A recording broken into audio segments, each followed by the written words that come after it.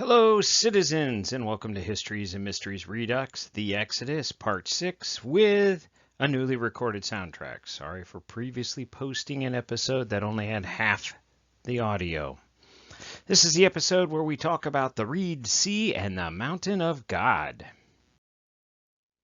What is Histories and Mysteries Redux? I've taken some of the classes from Histories and Mysteries, the series that I've taught at the church, and I'm rerunning here. They have been modified from their original content. I'm trying to make them a little shorter, compact for this online environment. And in this case, there are 9 Histories and Mysteries Redux classes dealing with the Exodus. Yes, 9. So let's pretend. Grab your caffeinated beverage of choice. You're probably going to need that caffeine to stay awake through this. Pretend it's Woody's Fair Trade Blend. That's pretty good, Joe. Take a seat in the back of the classroom in good Presbyterian fashion. Look to the whiteboard for the terrible dumb joke. Yeah, it's there on the bottom of the screen there, and... all right. Sorry about that. Okay, it's a Christian education event, so we have to have a passage, and this is from Romans chapter 9. For he says to Moses, I will have mercy on whom I have mercy, and I will have compassion on whom I have compassion. So it depends not on human will or exertion, but on God who shows mercy. For the scripture says to Pharaoh, I have raised you up for the very purpose of showing my power in you, so that my name may be proclaimed in all the earth. So then he has mercy on whomever he chooses, and he hardens the heart of whomever he chooses. So, on to the much dreaded agenda. We're going to go over the opening prayer. We'll talk about some caveats and disclaimers. We're going to talk a bit about geography. We're going to talk a lot about geology. The Reed Sea versus the Red Sea. Mount Sinai, burning bushes, and other miracles. It's the opening prayer. If you know it, say it with me.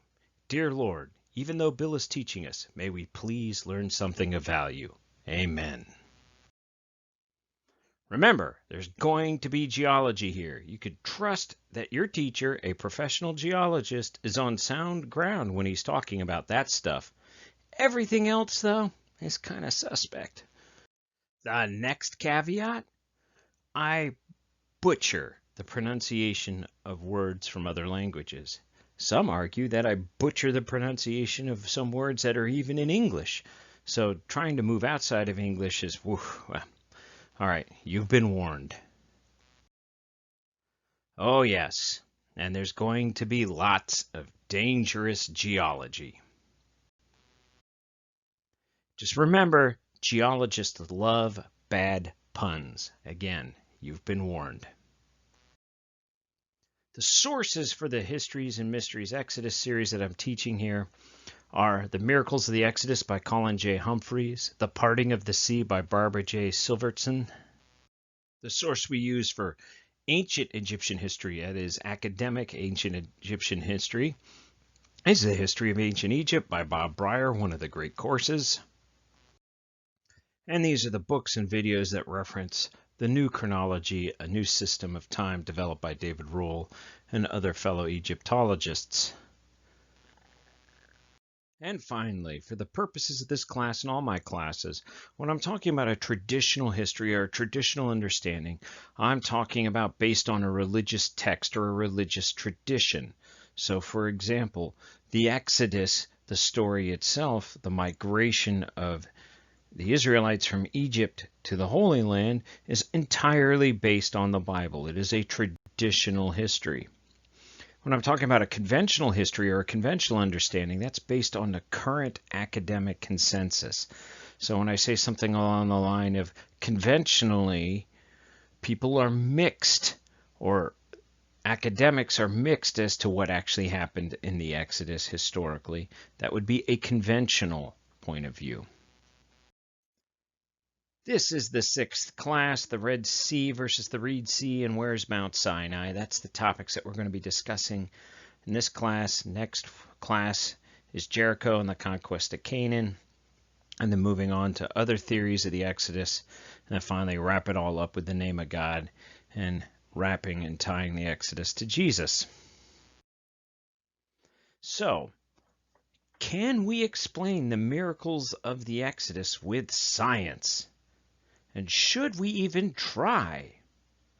Some argue that trying to explain the miracles of the Exodus with science helps prove the veracity of the Old Testament. In other words, it shows that it could be done, that these things could have happened, and therefore make them more believable. Others argue that they're miracles. That's the whole point. You shouldn't be trying to explain the miracles of the Exodus with science, because the miracles are that. They're miraculous, supernatural, caused by God. So, let's take a quick look at some traditional geography. So, I'm going to grab my little handy tool here, see if this works. We have the Nile River, and it flows to the north. So, the area to the south is the Upper Nile, or Upper Egypt, and the area to the north is Lower Egypt. And the Nile River fans out into a large delta, which happens to be triangle-shaped.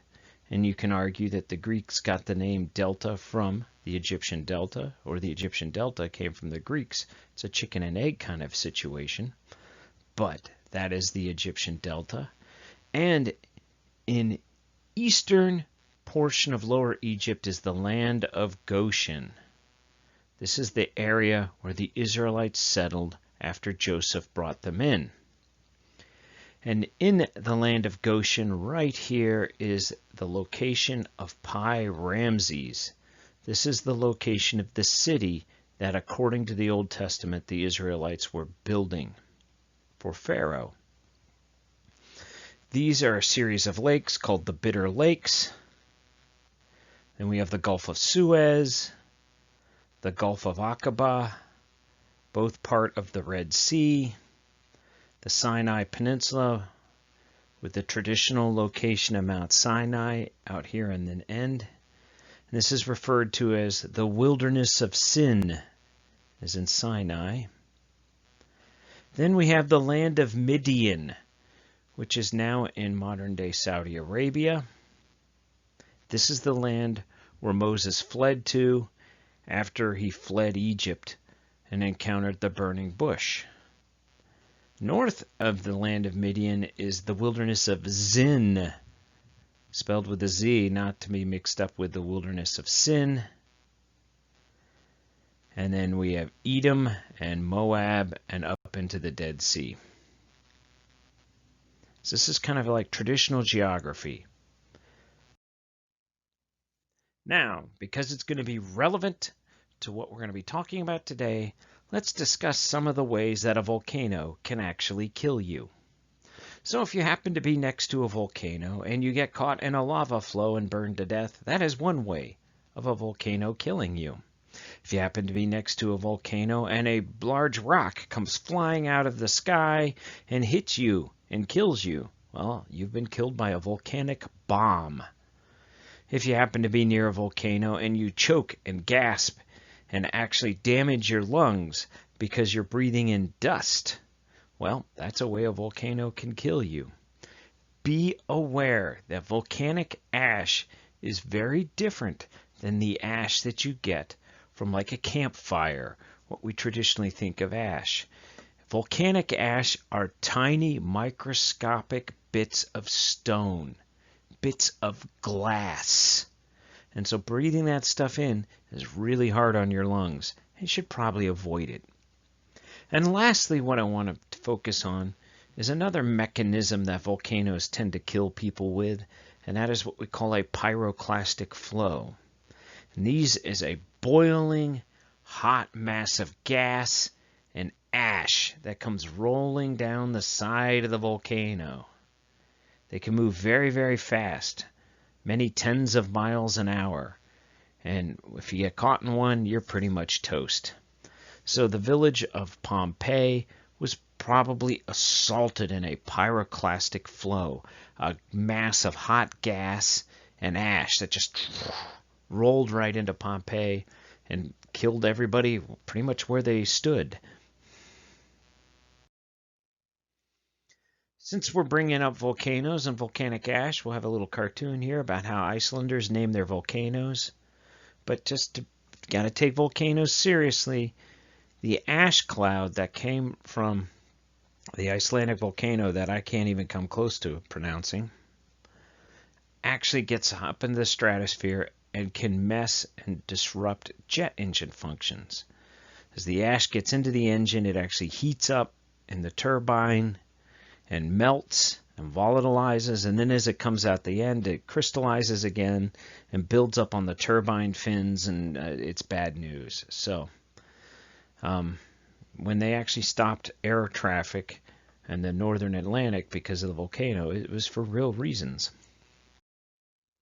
So there are three types of volcanoes. We have composite volcanoes, cinder cone volcanoes, and shield volcanoes. And they are a result of the type of deposits or volcanic activity that cause them.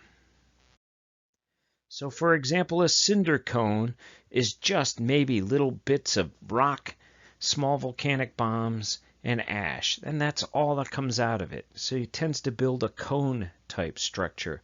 Those little bits of rock come spewing out. The main hazard from these is ash and volcanic bombs. The shield volcano has almost no ash associated with it and consists almost entirely of nothing but lava flows. The Hawaiian volcanoes, Kilauea, is a shield volcano, and they're very dangerous if you happen to be in the path of the lava flow.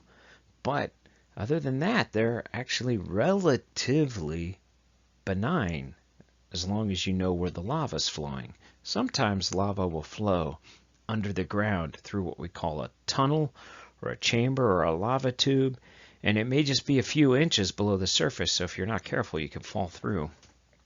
And then you're in a world of pain then.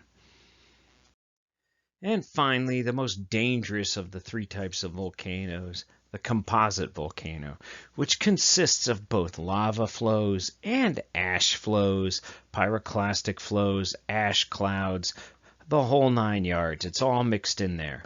And as a result, these are not little tiny cones that sit out wherever they're erupting. They're giant towering mountains, the Cascade Mountains, Mount St. Helens, Mount Rainier, Mount Shasta. They're all composite volcanoes. And during an eruption, they're very, very dangerous, and you don't want to be anywhere near one.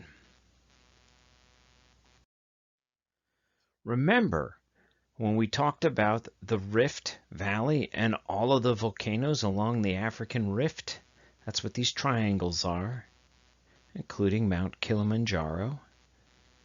All right, we're going to come back to these in just a bit. And now on to the main show here. So the Israelites crossed the Red Sea. So last we went over the potential scientific explanations of the plagues, and now the flight across the Red Sea. Or was it the Red Sea? Or was it the Reed Sea? What does the ancient Hebrew mean? So if you go back to the earliest ancient Hebrew versions, they refer to the Red Sea as Yam Sup, which translates literally as the Sea of Reeds. When the Jews translated the Pentateuch, the Torah, into Greek, and what we refer to as the Septuagint, they translated that word from Reed Sea or Sea of Reeds to the Red Sea. And it's that Greek version that has made it into our Bible and into our text. So what do we actually know about reeds if you're going to have a sea of reeds? Well, in Maryland, reeds are a pernicious invasive species called Phragmites that are slowly consuming all our wetlands and drowning out our native cattails. Okay?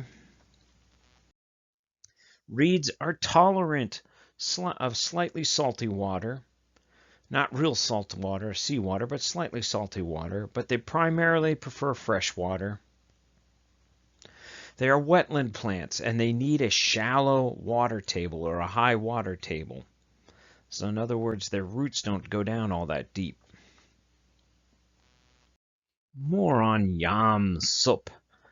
From other uses in the Bible, in the original Old ancient Hebrew, Yam Sup is used specifically in reference to the Gulf of Aqaba.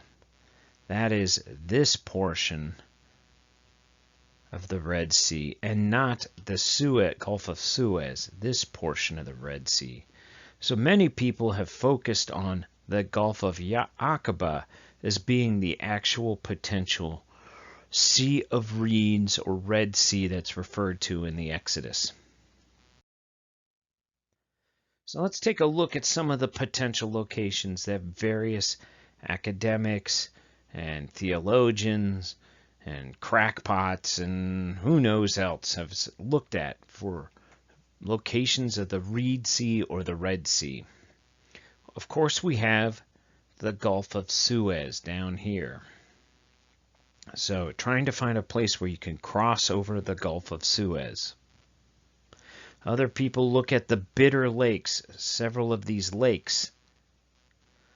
Other halves goes down to Sinai and then crosses over the Gulf of Aqaba. Further to the east, and others still have them leaving the land of Goshen and then traveling along the Mediterranean and these various lagoons and lakes along the coast of the Mediterranean as being the Red Sea or the Reed Sea. Why would they choose these locations? Well, that's because we know, well, let's move on and see about some of these explanations and see why. So pros and cons of these locations. The Bitter Lakes, well, they're shallow and they're on the path and they have lots of reeds in them. So that's a big pro. The Gulf of Suez has very few reeds and tends to be very deep, so that's kind of a big con. The Mediterranean Sea, that northern route, why is he looking there? Well, there's portions there that have some reeds and some shallow lagoons, but specifically people focus on the Mediterranean Sea because of the Thera eruption that I mentioned in the previous class. And other options, the Gulf of Aqaba. So, can we use science to explain the parting of the sea? So let's look at Exodus 14.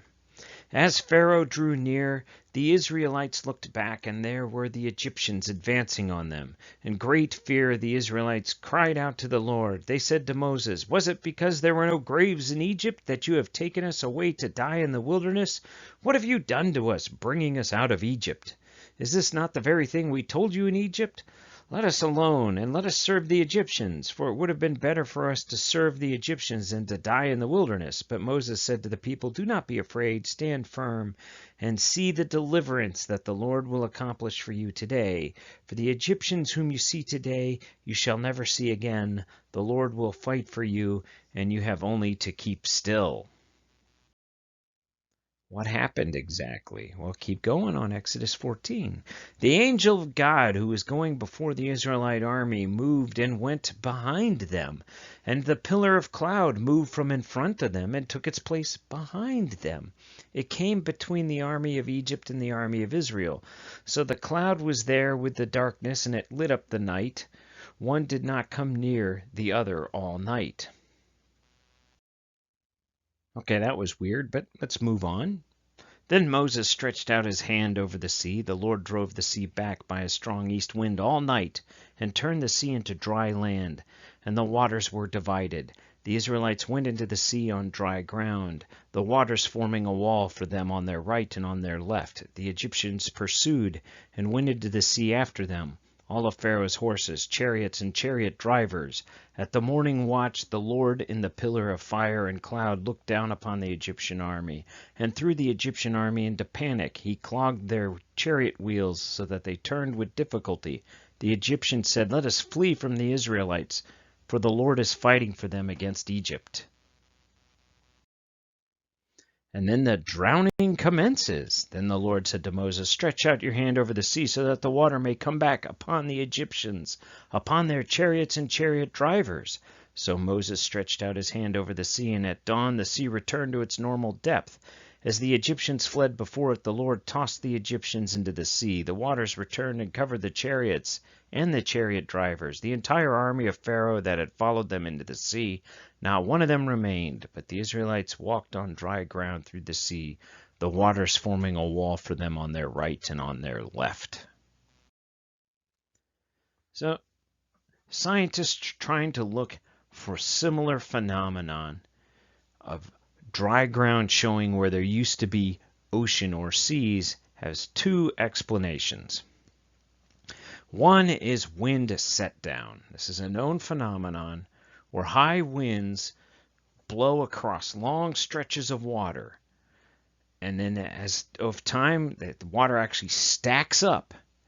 The wind must be sustained for very long periods and has to kind of exceed 60 miles per hour for this effect to actually work. Otherwise, the water tends to flow back.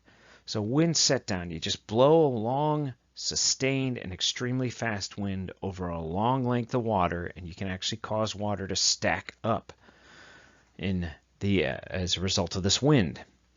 You cannot get wind set down to work on the Bitter Lakes because they're not large enough. The other explanation is a tsunami. Prior to a large tsunami, the sea will actually recede and draw back. It's one of the signs that a tsunami is coming is when suddenly whoosh, the water drains away from the beach for quite a distance, and you're like, where'd all the water go? And then you can see in the uh-oh. Yep, think of it as tsunami as being a big wave, and there's a trough in front of the big wave, and that's when the water draws back, and then the tsunami comes rushing in. So let's take a look at the Gulf of Suez. The Gulf of Suez has no real areas of, extensive reeds. It's quite deep, so deep that no matter how much wind set down occurs, you're not going to really get a section of the Gulf of Suez to become dry ground. It is, however, on the road to Midian. The Bitter Lakes. The Bitter Lakes are shallow. They have plenty of reeds. It too is on the way of Midian, but it is not subject to tsunamis, nor are they big enough to allow for wind set down. The Mediterranean, the Tanis Lakes is what some people call them, or other inland lagoons. This is not on the way to the traditional location of Midian or Sinai, but they are shallow enough for tsunamis to work, and possibly in strange circumstances, maybe to actually have wind set down work. This is a favorite location by some scholars, theologians, scientists, and other crackpots, so to speak, because you can then tie this event to the Mount Thera eruptions. So the idea is that there was a tsunami event as a result of the volcanic eruptions at Thera, the same eruption that wiped out the Cretians, or the Minoans. And so that's why they move the Exodus away from the traditional locations of the Gulf of Suez or the Gulf of Aqaba or the Bitter Lakes into the Mediterranean, so that you can actually tie this event with the Mount Thera eruptions. Then we have the Gulf of Aqaba. On a whole, it's deeper, even deeper in some locations than in the Suez. It's the traditional location, though, of Yam Sup. But the reeds and the reedy area is only in the far northern shallows, where water flows into the Gulf of Aqaba, this kind of plain, flat area up here. But because of the long and narrow nature of the Gulf of Aqaba, it is possible that you could get wind set down, or a tsunami maybe even, to occur, such that you blow all the water up and stack it up here and create a gap. Not that there's any historical precedent of this ever occurring in the Gulf of Aqaba. It's conjecture. So I've mentioned the land of Midian here as being the destination, but that doesn't make sense, doesn't it? where's Mount Sinai? Well, the traditional location of Mount Sinai is here on the end of the Sinai Peninsula. So according to tradition, the Israelites left the land of Goshen, crossed the Red Sea, in this case it's depicted at the northern end of the Gulf of Suez, then traveled down the Sinai Peninsula to Mount Sinai, where they received the Ten Commandments. Then they wandered in the desert for 40 years until attacking and invading the land of Canaan. What does the text actually tell us about Mount Sinai? Exodus 19.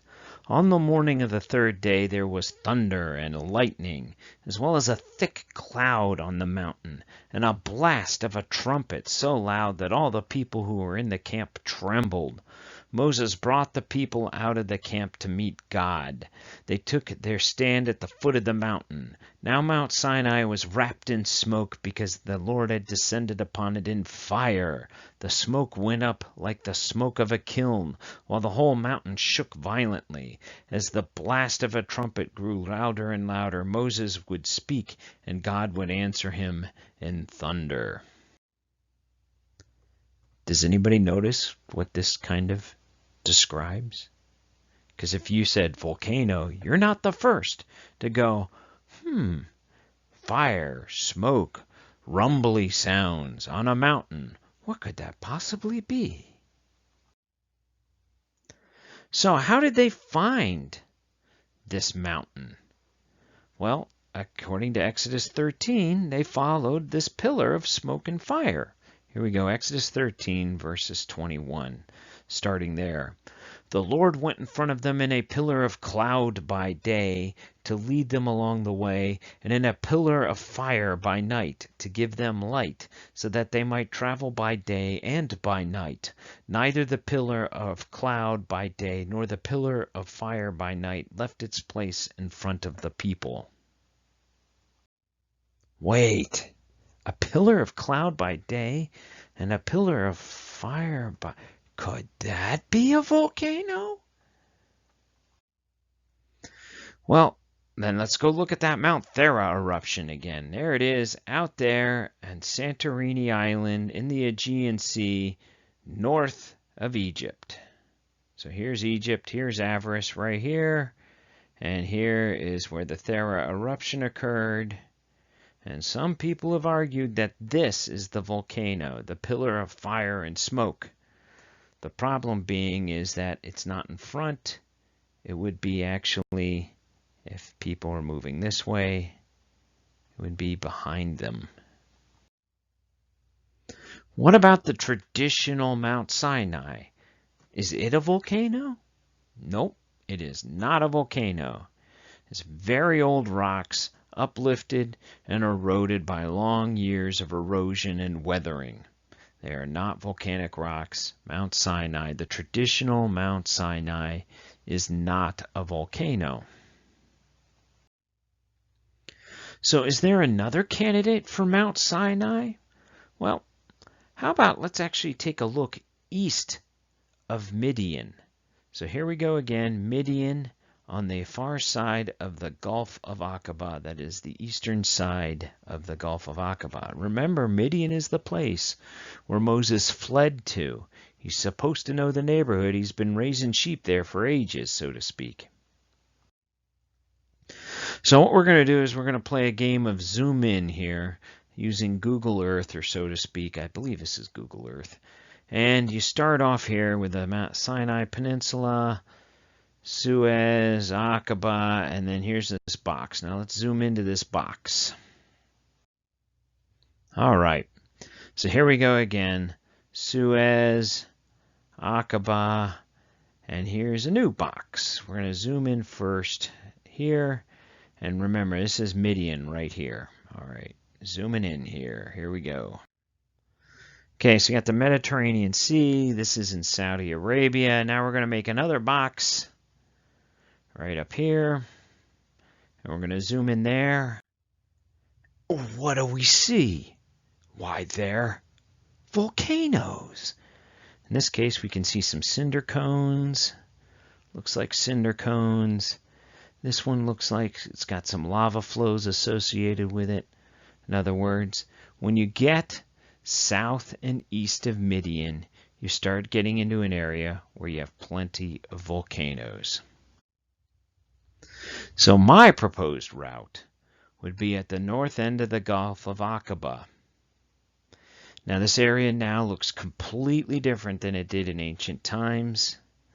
And in fact, there have been many, many port cities at the north end of the Gulf of Aqaba, especially during the early part of the 1st and 2nd centuries AD, and presumably in BC leading up to that area. During Roman times, this was a particularly active trading area that tied into Petra and Palmyra and some of the great trade cities to the north, where ships could drop off materials and trade goods here before working their way down the coast of Africa.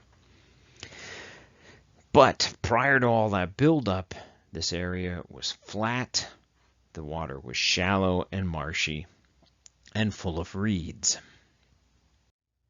Because it was shallow, muddy, reedy on the north shore, and because of the orientation of a long stretch of water, it could have been impacted by either wind set-down or possibly a tsunami. And it is on the way to Midian and volcanoes.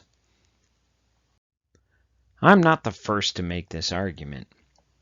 In fact, I can hardly claim that it's my idea.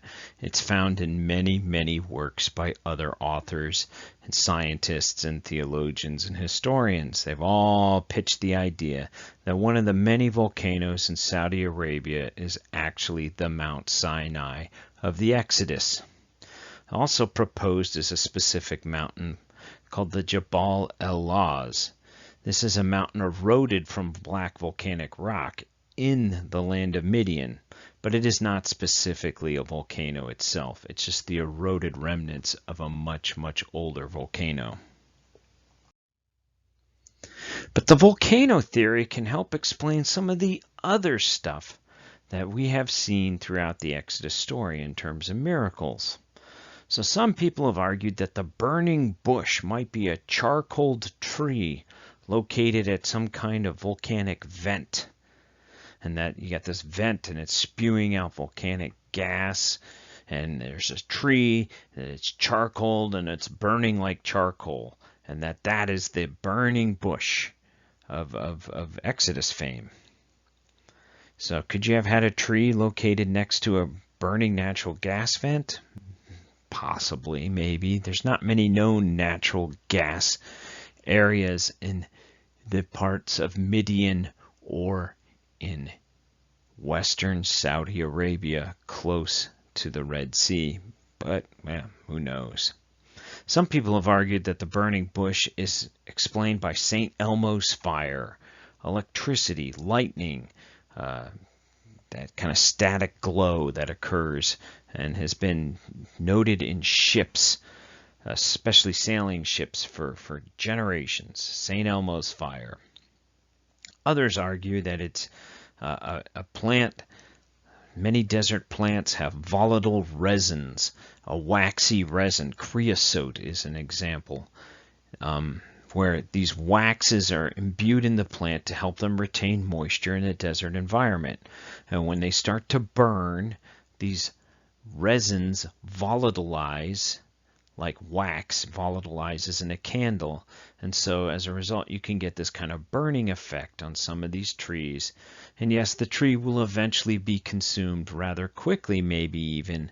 But the point is that these kind of resins may prolong the actual fire and make the bush appear to be burning without being consumed. So what other explanations do we have for various miracles of the Exodus? Well, food comes up often. Exodus 16. In the evening, quails came up and covered the camp, and in the morning there was a layer of dew around the camp. When the layer of dew lifted, there was on the surface of the wilderness was a fine flaky substance, as fine as frost on the ground. When the Israelites saw it, they said to one another, "What is it?" For they did not know what it was. Moses said to them, "It is the bread that the Lord has given you to eat." We're talking about, of course, the manna from heaven. And some people have argued that this material that showed up on the ground is also some form of resin that came from trees or bushes, such as tamarisk. Other people argue that this is honeydew from insects, such as the scale insects that feed on tamarisk. And this honeydew is actually considered a delicacy in the Arabian Peninsula right now. So in conclusion of all of this, maybe science can explain at least some of the miracles of the Exodus. But we're going to move on to other topics next week.